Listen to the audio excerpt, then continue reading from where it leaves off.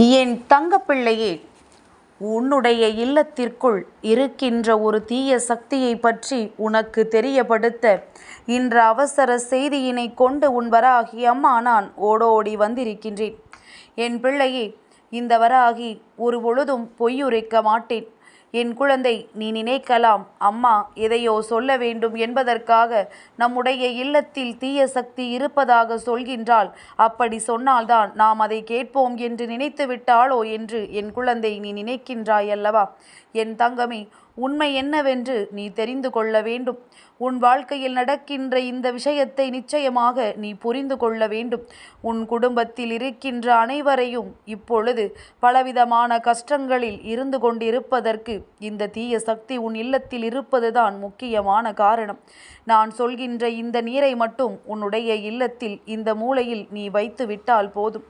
என் பிள்ளையே, நிச்சயமாக உன் இல்லத்தில் இருக்கின்ற அந்த தீய சக்தியானது உடனடியாக அங்கிருந்து வெளியேறிவிடும். எந்த நேரத்திலும் இந்த வாழ்க்கை உனக்கு நன்மையை கொடுக்கும் என்ற நம்பிக்கை உனக்கு இருக்கின்றதல்லவா? எந்த நேரத்திலும் உன் வராகி அம்மா நான் உனக்கு நல்லதை மட்டும்தான் எடுத்துச் சொல்வேன் என்கின்ற நம்பிக்கை உனக்கு இருக்கின்றதல்லவா? இந்த நம்பிக்கை உனக்குள் இருக்கும் பொழுது நிச்சயமாக என் குழந்தை உனக்கு எந்த ஒரு கஷ்டமும் இனி வராது.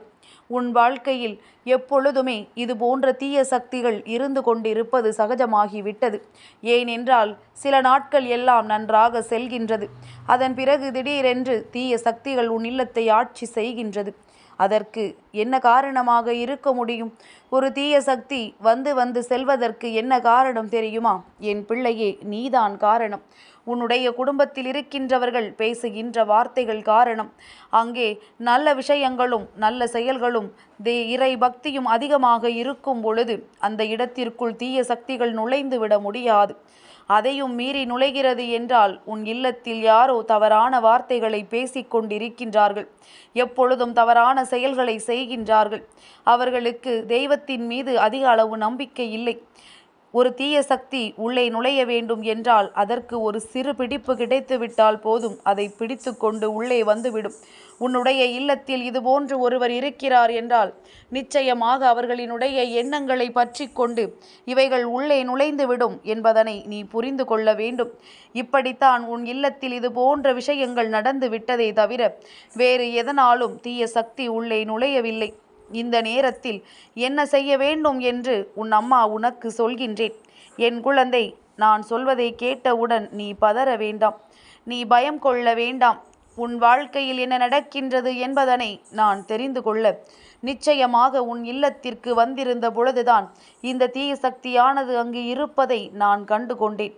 என் பிள்ளை, எப்பொழுதுமே மனம் வேதனையில் இருந்து கொண்டிருக்கின்றாயே, உனக்கு அப்படி என்ன கஷ்டம்தான் வந்து கொண்டிருக்கின்றது என்பதனை தெரிந்து கொள்ள வேண்டும் அல்லவா?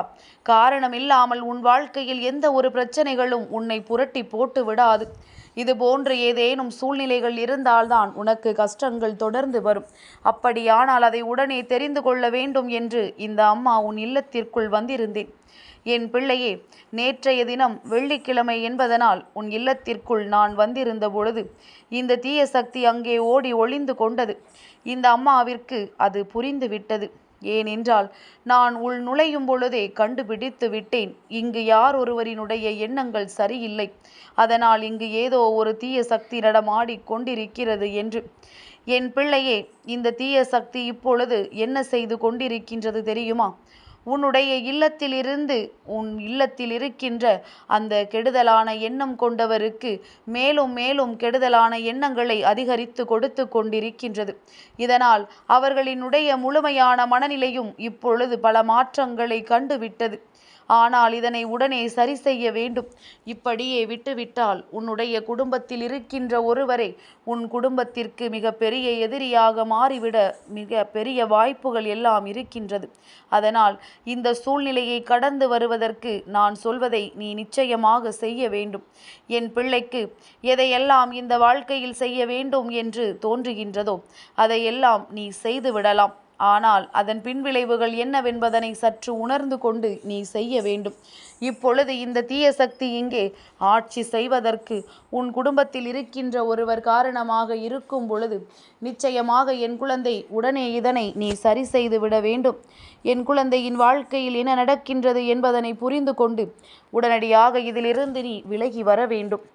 என் பிள்ளைக்கு வாழ்க்கை தந்திருக்கின்ற சந்தோஷமான சூழ்நிலைகளை நீ முழுமையாக அனுபவித்து இந்த வாழ்க்கையை நீ வாழ்ந்து காட்ட வேண்டும்.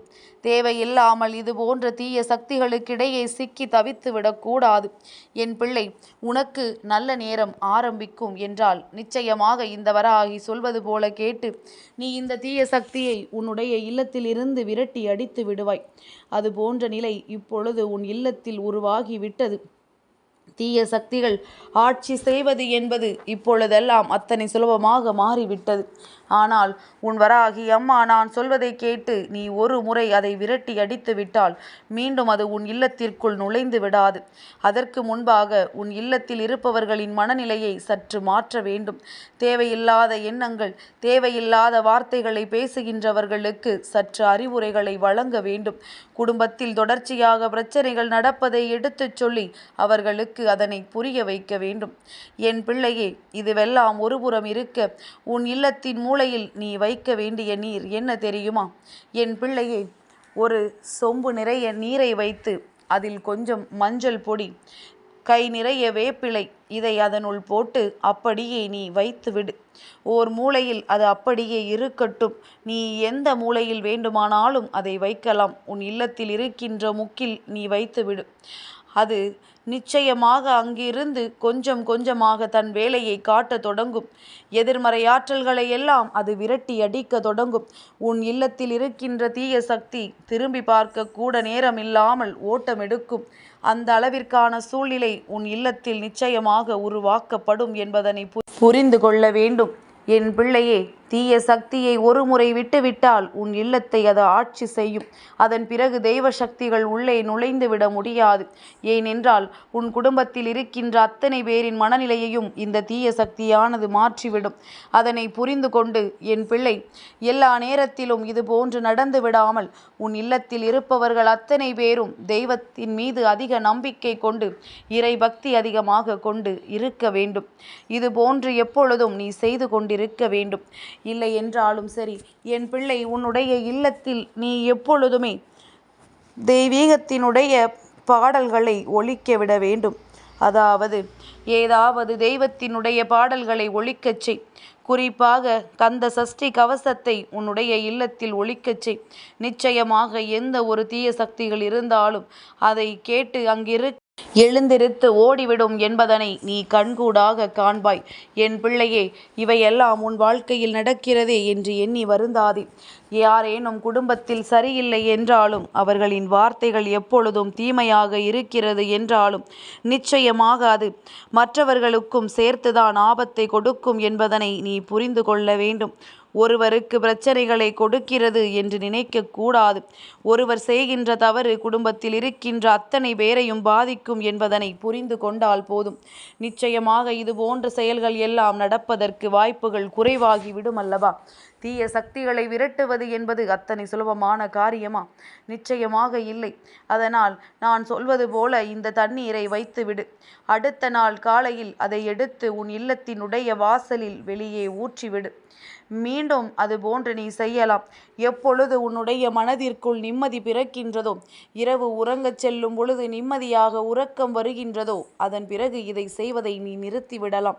உன்னுடைய உறக்கத்தை கெடுப்பதும், நீ செய்ய நினைக்கின்ற நல்ல செயல்களை செய்ய விடாமல் உன் வெற்றியை தடுப்பதும் இந்த தீய சக்தியினுடைய வேலைதான் என்பதனை நீ புரிந்து கொள்ள வேண்டும்.